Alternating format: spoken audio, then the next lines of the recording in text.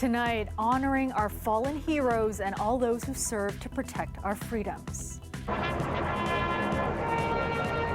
Last year it was online, but I'm glad to be able to come in person and to pay my respects this way. Across the GTA, Remembrance Day was marked in person this year. Hundreds gathering at ceremonies to pay tribute to those who made the ultimate sacrifice. Plus, I've seen them at the back of the house shooting tear gas into the windows. a violent morning in Ajax that began with a fatal shooting inside a home. Police then called to another residence where an armed person was barricaded inside. And I've always thought of my mom as a great beacon for what it means to be a human being. Lee Miracle, the trailblazing Indigenous author and poet, has died at the age of 71. We speak to her son about the remarkable legacy she leaves behind. Good evening. I'm Kelda Yoon. In the GTA and across the country today, thousands of people gathered to pay tribute to those who have served and died for our country. Natalie Collada has more from this morning's ceremony at Queen's Park. Amid the smoke of the gun salute stands Bailey Greenwich, hands tight, eyes forward, her heart full. I have a great uncle that was missing in action, so every year I try to come and honor him and honor my family. Last year it was online, but I'm glad to be able to come in person and to pay my respects this way. She is one of thousands across the GTA this morning who attended Remembrance Day ceremonies. Well, it reminds me very much of my father, who served in the First World War. And I had the occasion on the 100th anniversary of the ending of the war in 2018 to stand in the square at Mons in Belgium, where he had stood 100 years ago to the day. So I've never missed a memorial service since then. It's important to make sure that my son understands, what freedoms we have and why we have them, and that we always remember. At the going down of the sun and in the morning, we will remember them. At Old City Hall, crowds line the sidewalks and streets to honor Canada's veterans. For it is because of them and all that they did and do on the front lines that we're able to enjoy the freedom and peace that we have here today. They make it possible for us to be here together in peace and in comfort. And freedom is definitely not free. Particular tribute was paid this year to Canada's Indigenous soldiers. Approximately 12,000 First Nations, Inuit, and Métis people served in the First and Second World Wars, as well as in Korea. We know that today there are as many as 2,700 Indigenous peoples in uniform serving our country. We will always remember the past, today, and what's going to happen tomorrow. A salute to all who sacrificed. God bless our veterans, and God bless the people of Ontario. Natalie Collada, CBC News, Toronto. And there were a number of other Remembrance Day ceremonies across Toronto.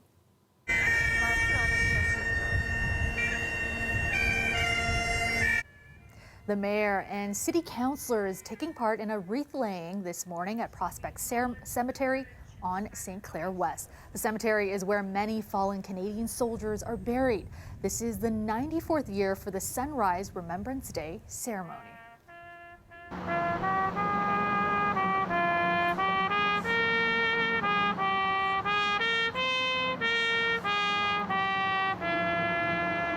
Similar scenes at Fort York as dozens gather to pay tribute.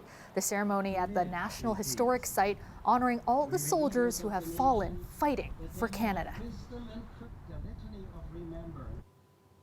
And turning to other news now, a 33-year-old Ajax man was shot and killed in his home early this morning. Shortly after police arrived at the scene on Pembry Drive, they were called to another home in Oshawa for reports of an armed person barricaded inside. At least for now, police say they are investigating them as two separate incidents. Greg Ross has the details. This is a homicide investigation. At this point, police are providing few details about the shooting death of a 33-year-old man they say lived in this Ajax home. They say the shooting happened inside the house at around 4:30 this morning, and they say there was another person in the home at the time. That person didn't receive any injuries, and that was a female. This is shocking. I can't even stay at work. I had to leave. Police have yet to identify the victim, but this man says they've been friends for 15 years. We went to high school together. He's been always, there. I don't live far from here. After work, I come, we hang out, we watch animes. That's our thing. We watch animes. I know that's what he loves. Not long after the shooting in Ajax, police were called to a home in Oshawa, where they say a person with a gun was barricaded inside. The surrounding neighborhood and 3 area schools were ordered to hold and secure. I came outside, they told me to get back in the house, and there was a bunch of armed police on the front lawn.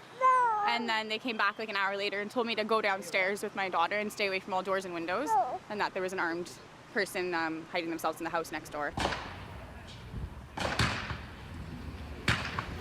SWAT teams used tear gas canisters to flush the person out of the house. I've seen them at the back of the house shooting tear gas into the windows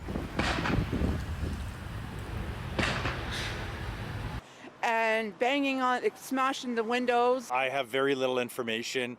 I was just told that there was one person that was in custody. No charges at this point. It's an ongoing investigation.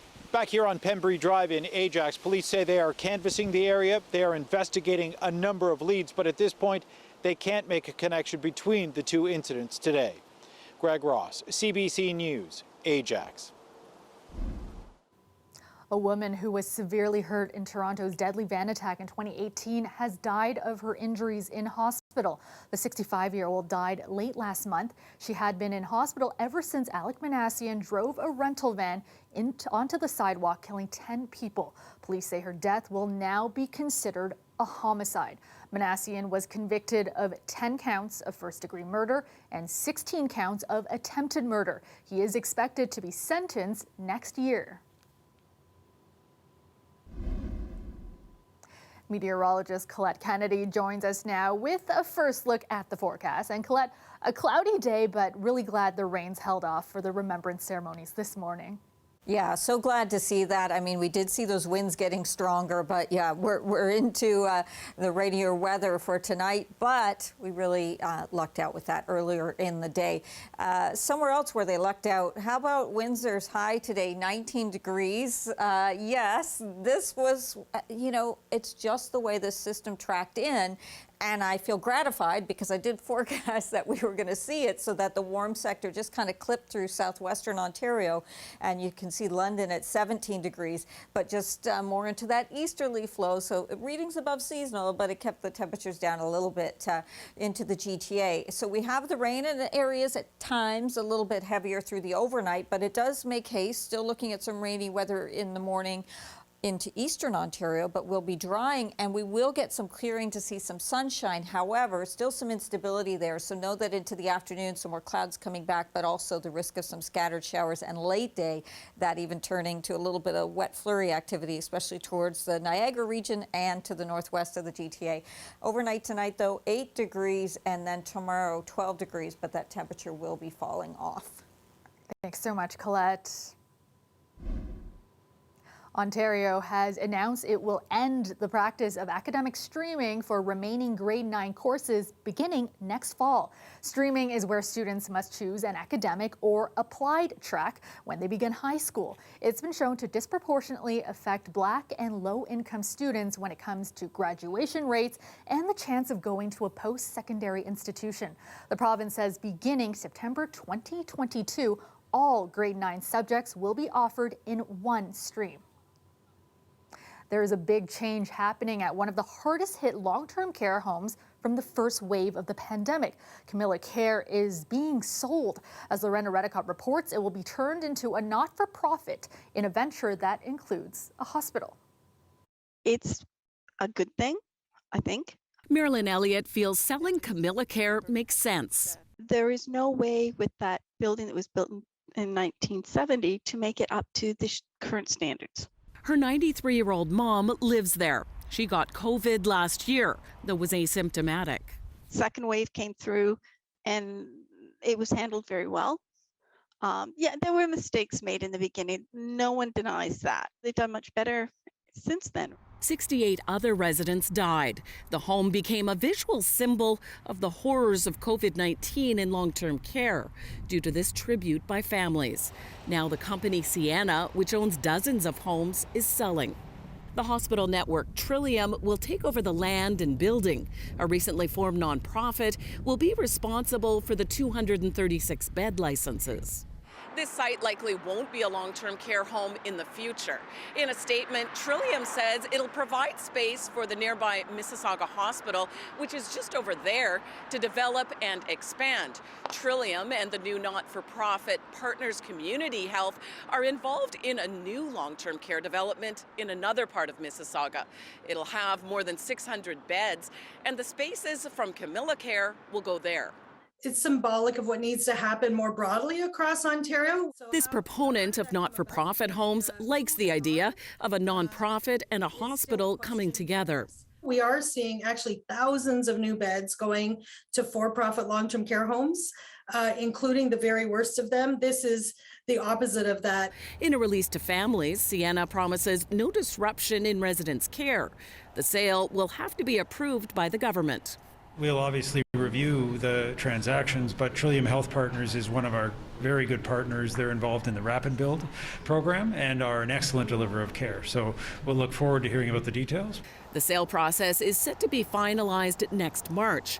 Marilyn Elliott says Camilla Care families are working on some type of permanent marker, like a plaque, to remember what families and staff went through. Lorenda Redicomp, CBC News, Mississauga. Revolutionary Indigenous writer, poet, and activist Lee Maracle died today in Surrey, BC. She was 71.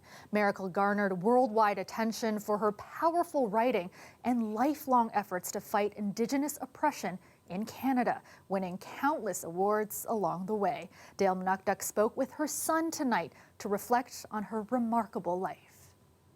She's my anchor for how I strive to be a good human being. Sid Bob is in Surrey, BC with the rest of his family celebrating the life of his mother, Lee Maracle. 3 days ago, he posted to Facebook that her spirit was strong, but her body was very weak. She was on life support. I sang to the water and I sang to the moon, but now she's journeying, and we're just trying to send her off with love. Do we want to be monolithic? In which case, what are you going to do with the other cultures? During her time, Bob says her openness challenged him, as it challenged everyone. That was her legacy, empowering people. If you have a mind and a body and a spirit, you have agency, and you're to activate that agency. And so complacency was never, never in my mom's bones. Among her many achievements, being named an Officer of the Order of Canada, Maracle was also a professor at the University of Toronto. She recognized the inequity to cultural access in Canada and dedicated her life to paying forward what she was given. Her literary career, her kind of artistry was grounded in a movement towards the aim of sovereignty and the realization of ourselves. Maracle had recently returned to BC to teach at the university in Surrey and be closer to her family. That was a high priority. And she demonstrated a great commitment to bringing us together. And I love her for that. Over the next few days, Bob and the family will have various ceremonies and memorials. Dale Mnukduk, CBC News, Toronto.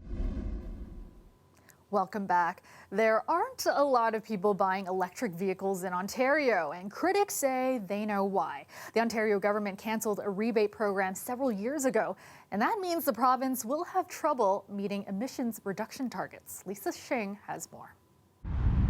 As the push to go electric picks up speed, Canada is seeing more EVs on the road. Even though numbers in Ontario lag far behind other provinces, drivers here are thinking about it. I do like around 4 hours a day of driving, so it is pretty expensive. I would love to if If I had the ability to, I would definitely prefer an electric vehicle, I think. Part of that indecision, Ontario no longer has a rebate program, axed 3 years ago. After that, sales went down by 50%, and it's never quite picked up since. If we had like an incentive, it would be better. Would that make a difference for you? Sure, that would make me think about it, at least. A report from a market analytics firm shows in the third quarter of 2021, electric cars accounted for about 3% of auto sales in Ontario. That's lower than PEI and the Yukon, 3 times lower than Quebec at 9.9% of sales, and far behind BC, leading the country at 13%. EV adoption is actually part of the province's own plan to reach targets set out in the Paris Accord Treaty fighting climate change. In it, it says EV adoption would account for about a sixth of the emissions reduction. But the Auditor General says that's a lofty goal because there aren't any incentives. All of the other provinces beating out Ontario have them. I'm not going to give rebates to the guys that are buying $100,000 and some odd cars, millionaires. I'm far from being a millionaire. If Doug Ford was serious about helping make life more affordable for people when it comes to transportation, we would be rapidly supporting people being able to buy electric vehicles. We're not doing that great. Kara Clearman has owned electric cars for the last decade. The president of not-for-profit Plug and Drive had access to provincial rebates. There's an assumption that we're going to have all this EV adoption. But at this point, the province isn't doing anything to make that happen. Instead, Ford says his government is supporting the industry by putting millions of dollars into retooling auto plants to manufacture electric vehicles. A significant move, but critics say we need to take action sooner. Lisa Shing, CBC News, Toronto. You're looking at a live shot of the Toronto skyline, cloudy with a little bit of drizzle late tonight. Some rain will be developing overnight. Currently, it is 13 degrees in the city. Let's go back to Colette now with a look at your extended forecast. And Colette, tomorrow starting off pretty mild, but then we can expect temperatures to drop off. Yeah, we really are going to see a change in our pattern. So if we just look at the numbers, you know, we are going to see double digits for the daytime high recorded for Friday. However, the winds will make it feel at times a little cooler than that, but it really will feel cooler because it's going to be as we get into the weekend. Really what I want you to see is kind of just the coloration here of the blues and greens, that colder air as it's going to be pushing down and taking over around the Great Lakes. So our daytime highs really drop off and going a little bit below seasonal, in fact, as opposed to being so much above. We've been running about 5 degrees above seasonal, and this does carry on into next week. We're going to be seeing that too, not just for the weekend. So getting that rain working its way through, improvement tomorrow morning, getting into some clearing, but the wind still will be gusty from the southwest as we look through the day on Friday, and more cloud cover coming back and a little instability in the afternoon with some of that wraparound. So a chance of seeing some showers around Georgian Bay and the lee of Lake Huron, and then later on as we go Friday night into Saturday morning, you could see a bit of mix, some wet flurries in there. You see that here too, and then as the winds kind of set up, that's when we get in the chance of seeing these little streamers here. Yeah, seeing some lake effect coming off as well. So that's into Saturday night. So it's kind of like each night, Friday night overnight, Saturday night overnight, Sunday night overnight, a chance even into the city to see some wet flurries coming our way. A look at those winds, which shifting, like I say, from the east have been coming around. They'll be going towards the southwest for tomorrow. Still quite breezy even late in the day as they turn more southerly. So that's what you contend with on Friday. And so enjoy the sun when we do have it for that earlier part of the day. Hope you can get some enjoyment and some outdoor activity there even so. And tonight your readings into southwestern Ontario, we are looking at those being around 4 or 5, even 6 degrees. It's going to take a little more time to bring those down. And overnight tonight, definitely mild readings with the wet conditions working their way through. But tomorrow, that 12 degrees early afternoon, we'll start to see the temperature beginning to drop off. And once it does, these are some of the overnight lows that are coming your way, including down to freezing, and certainly north of the city. We'll be seeing that earlier than Monday night. Thanks so much, Colette. Finally tonight, a high school teacher in Bloor West Village has found an interactive way to honor some of Canada's fallen soldiers. Using handmade poppies, clipboards, and QR codes, the memorial offers a glimpse into the lives of soldiers who used to live in the area. We caught up with Katie Whitfield to talk about the project and the reaction from the community. It's a small grassroots project that has seemingly had a big impact in our community, and we're really excited about that. So this is the They Walk These Streets, We Will Remember Them. It is the second year that we have run this project here in Bloor West Village. My friend Ian De Silva and I created this project last year. Ian had an idea for his kids to make poppies. I offered to do some research about some of the boys in our neighborhood that served between Jane and Runnymede and Bloor and Dundas Street West. Each one of these is a clipboard that has a soldier's name, their rank, the conflict they were involved with. This year we wanted to figure out a way of kind of being a little bit more interactive. And so when you grab your cell phone and you open up the camera and you can scan the QR code, it'll take you to the Veteran Affairs Canada Canadian Virtual War Memorial. Sometimes there's an attestation paper, sometimes there's a photograph. We've also done this year, attempted to connect to what elementary school they went to or what high school they went to. It was important for us, for the community, to connect the adults who live here, but also for the kids in the community to see that, you know, these men, walk the halls that they walk every day at school. Behind each soldier was a father, a mother, a widow, a child, a series of children. People have had mixed reactions, members of the community who have members of their family in the military. So some of them, I think, have had a very emotional reaction to it. People have offered their support and their interest. We're looking forward to seeing where it kind of grows from here. I asked my students last week if any of them would ever go to war, and they said they're lucky that they don't have to. And so seeing what the supreme sacrifice is here allows them to reflect on the past, think about the present, and to think about what we can do better in the future.